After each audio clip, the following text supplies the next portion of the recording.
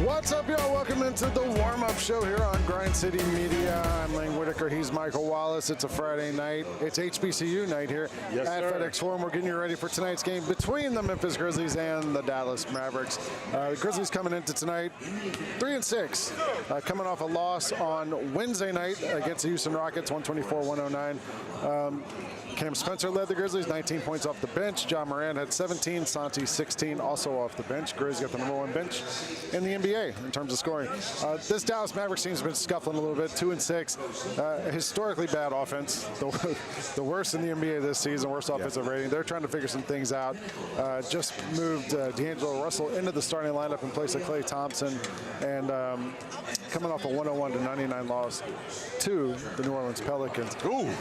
Like we said, this is HBCU night. This means you're one of the most popular men in the building tonight. You're getting pulled every which direction, so appreciate you joining us. We have your HBCU huddle co-host coming on later too, CJ Hurt. CJ Hurt, yes, big time night. Yes. Talk about that. For this Grizzlies team coming into tonight, like we said, 3-6. 4 losses in a row, and trying to kind of right the ship and find some momentum going forward. You talked to them the other night after their loss to Houston, and Jalen Wells, we have a clip of this here. Jalen Wells said, like, the key he thinks is we just got to be patient. Jalen, you guys have been through rough stretches before, but because it's so early in the season and the schedule seems to be getting much tougher, how important is it to maintain that positivity and that confidence that you guys can pull through this? Yeah, I mean, it's early in the season. A lot of new guys, and I think it's probably good that we get out now and figure it out for the rest of the season. I mean, it's definitely a long season, a lot of games, so there's no point of, everyone having their head down. We haven't played 10 games yet, so, I'm very positive on what our future holds, and, I think we'll figure it out. Obviously we're in a rough patch, but I think we'll come better out at the end. I agree. It's better to get it out now later in the season. As long as you get it out. That's the thing to me. It's like you have to make sure they get it out. How close do you think the Grizzlies are to turning a corner here and getting some positive momentum? Tonight. I think it happens tonight. I mean, you have to have it tonight if you're going to have it, because you're facing a team that's having some similar issues, right? You laid it out, Lang. Dallas is not scoring the ball at all. Their offense has been in the can. The Grizzlies need to find some semblance of confidence. They need to see the ball go through the basket themselves. They need a win in the worst way. And it's hard to say that when you're not even 10 games into the season. But with what's been going on around here, and sort of the way Jalen talked about it, but he's shooting like I've never seen him shoot. He's struggling, Josh struggling from three-point range, Kentavious Caldwell-Pope is struggling from three-point range. The Grizzlies need a confidence boost, and I think tonight they get a chance to get one. The best three-point shooter is Jock Landale on the Grizzlies. What does that tell you? Who had that? Coach Isalo talked about it before the game tonight. A couple of things he noted. He said that the rebounding has actually been okay. He said the fast breaks have been okay. Transition defense has been okay. He said, but the half-court offense is, quote, not very beautiful right now. But I like the line. He said that in their jog through earlier tonight, everybody was positive and focused. And he said, somebody asked him about the lineups and different things he's trying. And he said, it's very hard to differentiate between signal and noise.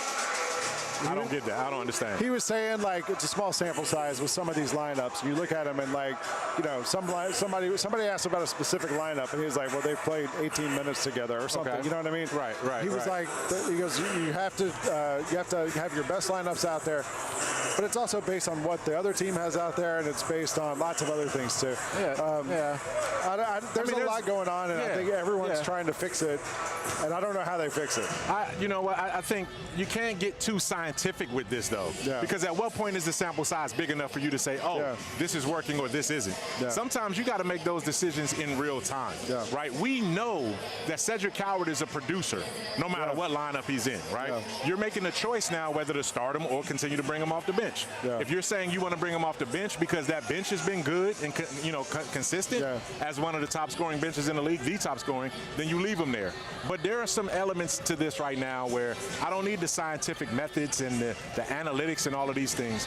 I need to figure out, okay, if Jaren hasn't had but one shot in the entire half, he's got to figure out a way to get him going. Let's get to Jaren Jackson Jr. because he's had and I knew you were getting there. That's what I'm saying. I wanted to segue. Jaren is averaging his fewest field goal attempts per game since his rookie season. season. A little bit of that, like he had one shot attempt in the first half on Wednesday night. Some of that was he got the ball.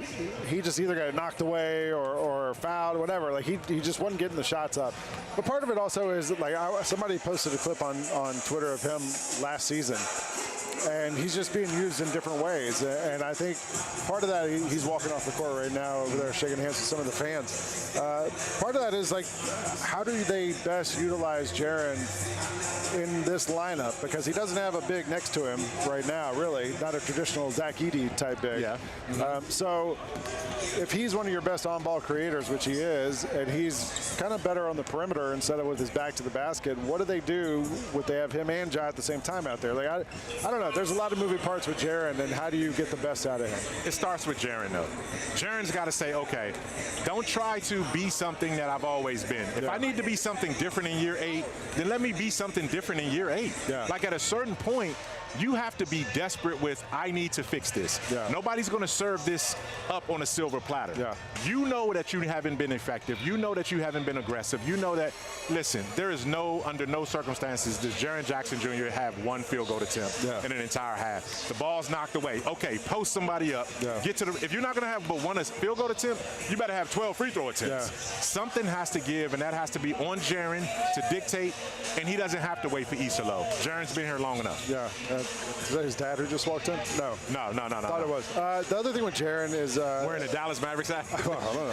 In the first quarter, the way it's been going last week, who knows what you're going to see here? You got to have motivation. That's right. Somewhere. Somebody's got to get you pissed off. The way that the Grizzlies have started games has been slow. The Grizzlies have. Our guy Sean Coleman had this tweet. Grizzlies are minus 50 in the first quarter this season. Minus 50, which is crazy. Coach Isalo was asked about this the other day about changing the starting lineup. This was on before Wednesday night's game, and he was like, well, he didn't really answer it. He didn't change the lineup Wednesday night. We'll see if something gives tonight.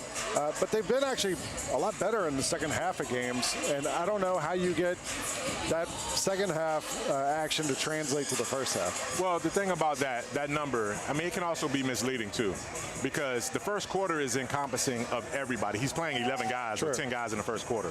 Your starters are only getting 3 minutes to start the game. So that first quarter is also the next lineup. Because he takes 2 guys out like 3 minutes in. So that starting 5 only plays together for 5 minutes, or 3 minutes. So that starting unit is not playing an entire quarter. This is a mix. So maybe the mixes aren't right. Yeah, but also, like, anecdotally, it feels like when he makes that first sub, like, we're down 8 every game. You know what I mean? Like, I don't know the exact number. That's true, you're right. It does feel like we're behind at the start of every one of those games. So. And that's your Jaren and Ja lineup. So, you know, you're damned if you do, you're damned if you don't. Well, hopefully these guys can have a good chance tonight to straighten things out against this Dallas team that, like we said, has really struggled this season so far, and is trying to figure stuff out. Their best player is Anthony Davis. He was questionable yesterday, and now he's doubtful. So he's been downgraded to doubtful. They're also missing Dante Exum and Derek Lively, and Kyrie Irving, of course, who is out for most of this season. We'll see if he gets back later this year.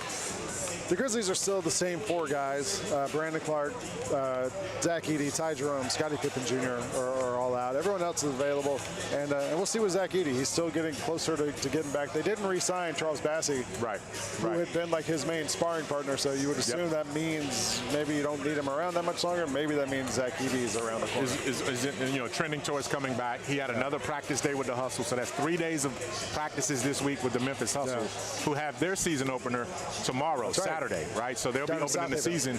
I don't know if Zach is going to be playing in that game or not, but at the end of the day, I would expect him to be on the runway to a return within the next 10 days. So we'll see where that goes. I'm hoping by this road trip, that's coming up, this long road trip coming up. All right, we're going to take a quick break. When we get back, Jessica Benson will join us. CJ Hurt will join us from the HBCU podcast with the whole cast of the Jessica Benson Show, actually. We'll be here in the next block, and then we'll get you ready for this game. We're tipping off in 15 minutes here between the Grizzlies and the Dallas Mavericks. You're watching the warm-up show here on Grind City Media.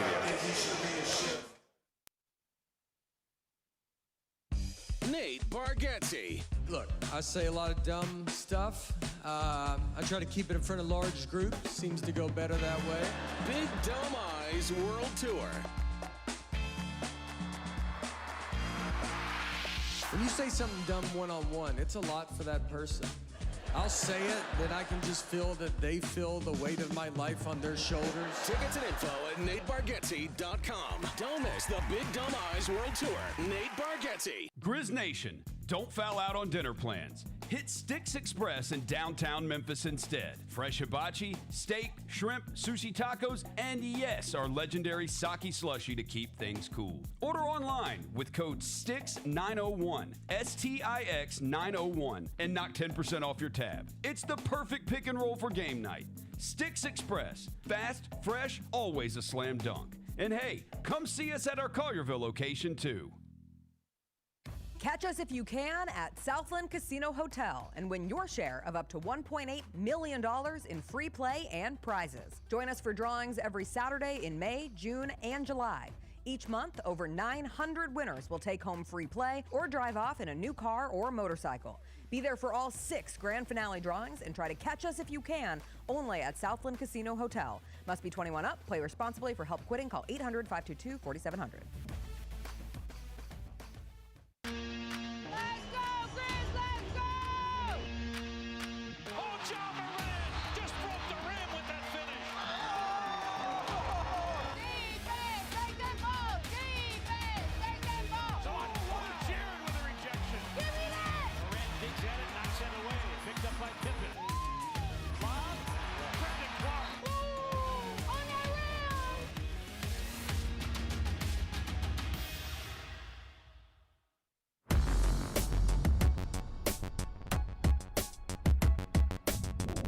What's up, y'all? Welcome back to the warm-up. What's up, y'all? Welcome back to the warm-up show here on Grind City Media. I'm Whitaker alongside Jessica Benson. We're courtside at FedEx Forum where the Memphis Grizzlies are getting set to play against the Dallas Mavericks. And a must-win game, as you said this morning, probably for both teams, honestly, the way it's been going for both these teams. Jessica always joins us now to talk about the main character and who tonight's main character is. Who have you selected for tonight's main character? The first 5 minutes of this game. Okay. That is my main character. The first 5 minutes will tell me a lot. I won't say it will tell me everything that I need to know about this team because, realistically speaking, for both of these teams, big injuries that are impacting how they're performing at this point in the season. We know for the Grizzlies, Zach Edey, Ty Jerome, Scottie Pippen Jr., Brandon Clark. For the Mavs to be without Anthony Davis, to be without Derek Lively, there's still some hope that Kyrie Irving could come back to this team late in the season. That would make a huge difference for them.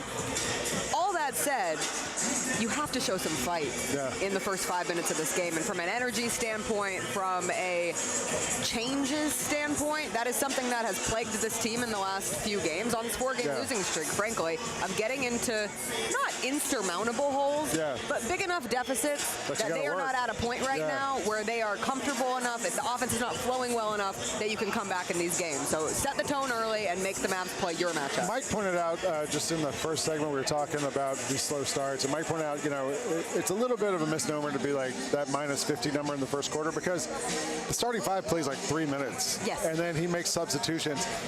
But second half of the games are going pretty well, as he mentioned in the pregame. Like, how did they get that second half to translate to the first half? And that's where it's not necessarily about the starting lineup, minutes-wise. It's about the tone set by the starting lineup. And I will say from a big positive for this Grizzlies team has been the increase in fast break points and those transition opportunities. And you have a Mavs team that has been pretty stinky offensively at this point in the year. If you were able to, one of the worst. It's like that Kim Kardashian TV show. Yes, all's fair. Watch it with me. It's horribly awesome. I don't want horribly awesome. I want a good start, and I want the Grizzlies to get stops, because when we have seen this team get stops, they've been able to get out in transition, get into their early offense, and then you don't have to deal as much with the half-court sets. And as Coach Isolo mentioned pregame, this Mavs team, while they've struggled offensively, they are one of the best half-court defenses. So that could really be the difference maker tonight. All right. Well, Jessica's going to be on the call tonight on ESPN 92.9 and on the double post after the game. Her co-host in the morning, CJ Hurt, is about to come on. We're going to take a quick break. CJ and Mike are going to come on here and talk about the HBCU podcast. You're watching the warm-up show on Grind City Media. They're making a Miss Piggy movie, which I'm really all about. It's Jennifer Lawrence, Emma Stone producing, and it's going to be written by Cole Escola. And Cole Escola, they are one of my favorite people in the entertainment space right now. That is a trio that I'm all about. I know everyone's like, make up new ideas for movies. That's fine. I'm excited for a Miss Piggy movie. We haven't had a pure Miss Piggy movie we hadn't had a Muppet movie since when? In a long time. Right, like the Muppets are fine. The Muppets are timeless. We need new Muppet movies every now and then. It's not like there's a Muppet movie trilogy that just came out. No, it's been a while. Is it Treasure Island? Is that the last one? Oh my God! It's been a legit while since the last Muppet movie. Also, like you said, Miss Piggy is a star. We don't have a whole lot of stars like Miss Piggy. She deserves her own movie.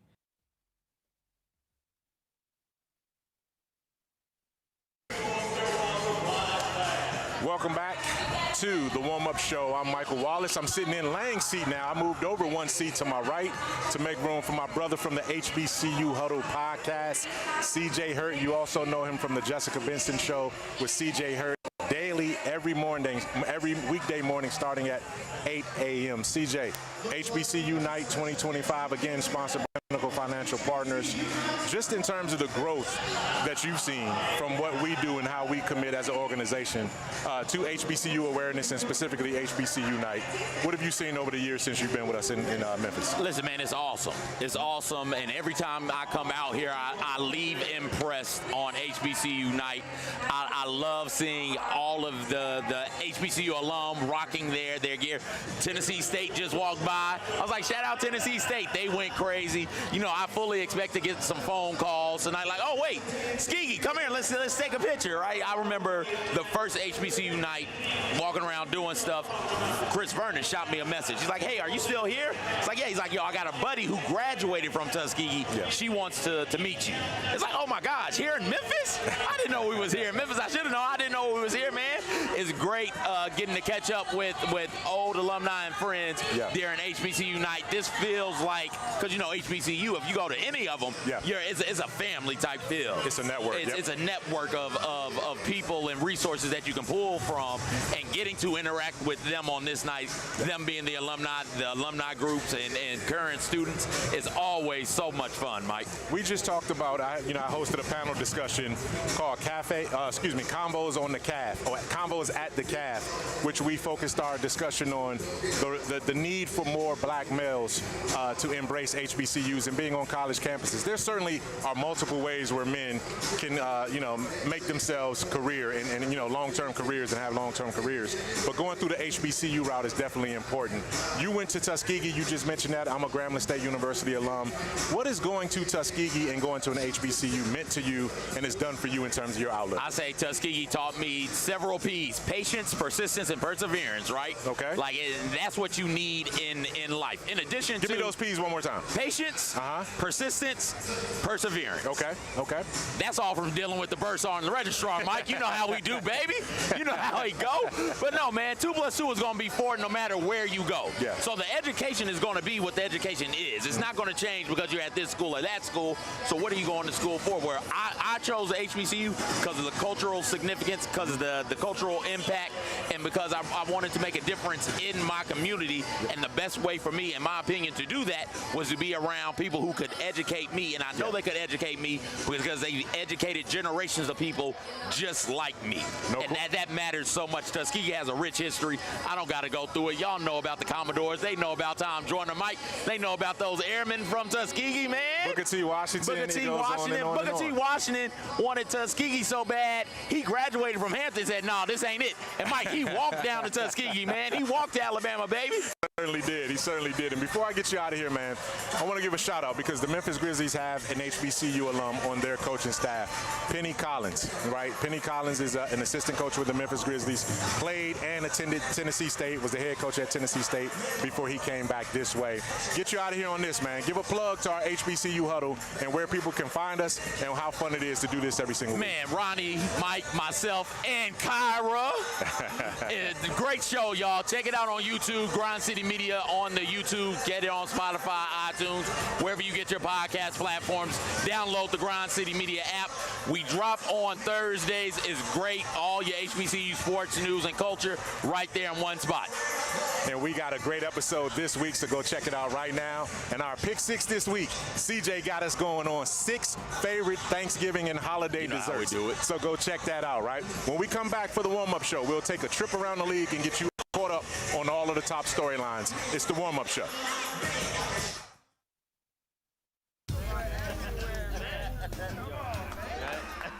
Now that's the new edition way. I feel like there's another level we can take it to. What you think, Mike? 2 steps ahead of you, Slick. What's good, bro? What you doing, man? I'm in. Woman, you don't even know what I'm getting ready to ask you. Here's the vision. All 3 of us on the same stage every night. Gonna be crazy. No barriers, no separation. It'll be like 9 kings and a queen. The next level starts now. Jeff Dunham, Artificial Intelligence, his all-new tour. You're the other white meat. MJ, how can you be so smart on one hand and so stupid on the other? Well, you're half of it. I realize I could have avoided all this years ago with one simple word. I do not. Silence! Don't miss a Memphis. Friday, April 10th, FedEx Forum. Tickets on sale Monday, September 29th at jeffdunham.com. 191 Collabs, presented by Pinnacle Financial Partners, brings Grizz Nation hyper-local Grizz gear from Collection. From proud Memphian Brandon Hobbs and his clothing brand M-Town Merch, the homage to Memphis culture, classic sportswear, and elevated street style is only available at the Grizzlies Den on Friday, November 7th when the Grizzlies host the Dallas Mavericks. Get your tickets today at grizzlies.com/tickets or visit the FedEx Forum box office. Watching the Grizzlies is easy with FanDuel Sports Network. If you have cable or satellite, you're all set. Find us on your channel lineup. You can also use your TV provider login to watch games on the FanDuel Sports Network app. No cable or satellite? Subscribe directly to FanDuel Sports Network online. You can also watch on Prime Video by adding a FanDuel Sports Network subscription. Not sure where to start? Visit FanDuelSportsNetwork.com to learn more.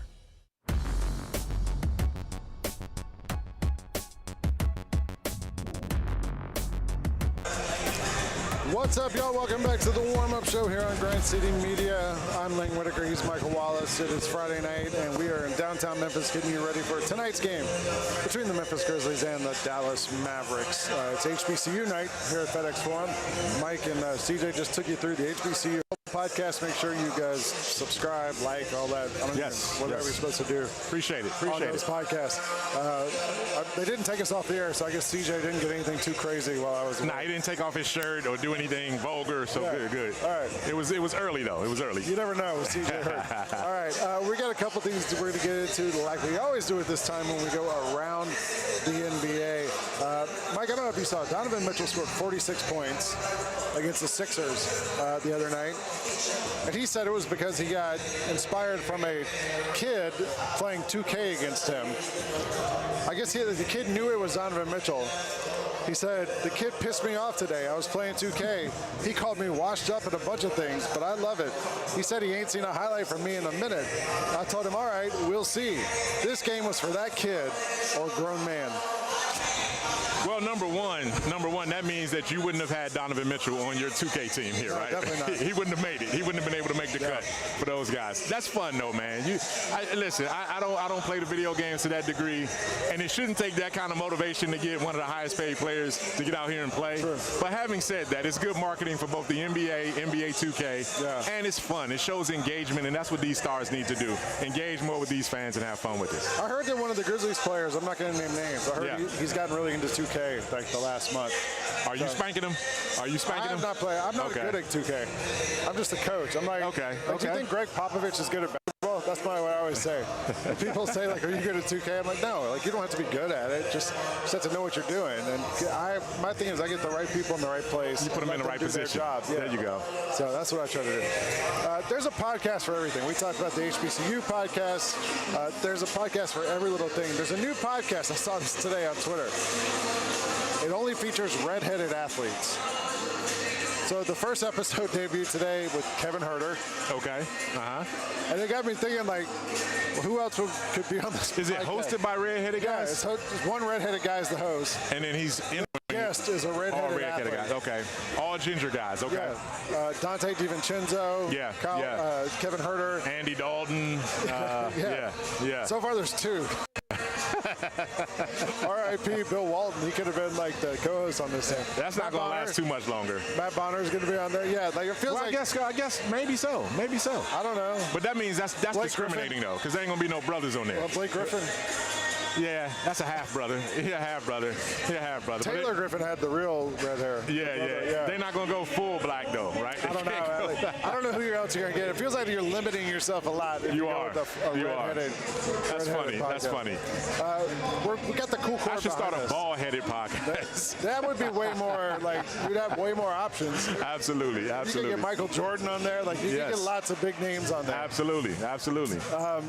This court behind us is tonight's NBA Cup court. We saw it last week for the first time. It's still playing on tonight. The Timberwolves debuted theirs today. And this thing, I don't really know what to say about this. I know they changed the lighting in the arena, but look at this court. Okay. It looks like it glows in the dark. It does. It does. Somebody said it has like that ectoplasm look from Ghostbusters. The high C, like the old ecto colorway. It almost looked like the slime from Double Dare. Yeah. And I know I'm aging myself there, but I get it. So yeah. I'm right there and that's not even their colors though. Like nothing is Minnesota Timberwolves right there. I know. Didn't they wear like those uniforms a couple of years ago that were that color? They did, but that was sort of like their alternates, right? So I guess it's a splash. They made a splash with the court for certain. I love that flavor Kool-Aid though. Yeah. That green apple Kool-Aid is big time. Okay. Yeah, I don't know. Or kiwi or whatever it is. I'm still out on the NBA Cup because we're not good at it. 1-9. 1-7? No. 1-7 coming in. We lost. 8. So yeah, 1-8. Yeah, I think we get a win tonight though. We got to. We got to get a win tonight. Yeah. All right. Well, let's talk about this game tonight a little bit more. Get you guys ready for this thing. Without Anthony Davis out there, the Dallas Mavericks are still a good half-court defensive team. Coach Isolo pointed out, that's why you want to be able to get out and run against this team, is so you can attack them before they can set up that defense. Yeah. But their offense is where they've really struggled. Cooper Flagg has had some moments, #1 pick in the draft. Have you seen him play yet this season? And what have you seen from watching him play? I've seen versatility that he's had since he got to Duke and before in high school. I didn't know he was going to be able to transition the way he did with his game, the way he has so soon. They're putting a lot on him, though, right? They're putting a lot on him, and it's not helping that they've had these injuries. No. But when I look at tonight's game, you're going to see 2 of the top 4 rookies that we've seen in the league so far in terms of production and efficiency, in Cedric Cowell with the Grizzlies and Cooper Flagg with the Mavericks. So I'm looking forward. They may not match up with each other, but they may, and I'm looking forward to seeing how that turns out. They're trying to use Cooper Flagg as like the de facto point guard. I mean, as good as he is, that's not kind of what he does. It's not. And maybe they're playing the long game here, like that develops him to when you get a Kyrie Irving back, when you get somebody else back.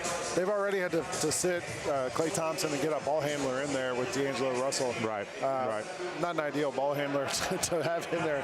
When you have rookies you want to get the ball to, because he likes to shoot it. He does. Dallas, I don't know. I just want to see this Grizzlies team get off to a better start tonight. That's my thing. But how do they do that? What do you need to see? Well, first of all, you got to play a worse team, so they got that going for them. Check that box off. I don't know, man. I feel like every one of these games, the main thing to me is they haven't shot the ball well. Like, they've had good looks, they've missed threes, they've missed outside shots, they haven't gotten to the rim, they haven't had transition, and that's developed as the games have gone along. But the first 4 or 5 minutes have been a lot of half-court basketball, and 2-0, and then the other team scores 8 straight. Or something like late that. Shot clock has been the trend, and they can't get themselves out of that. No, they got to be able to run on makes. They got to run on misses. They got to take the first good shot and not, pass it around and try to get to the weak side and all of these things.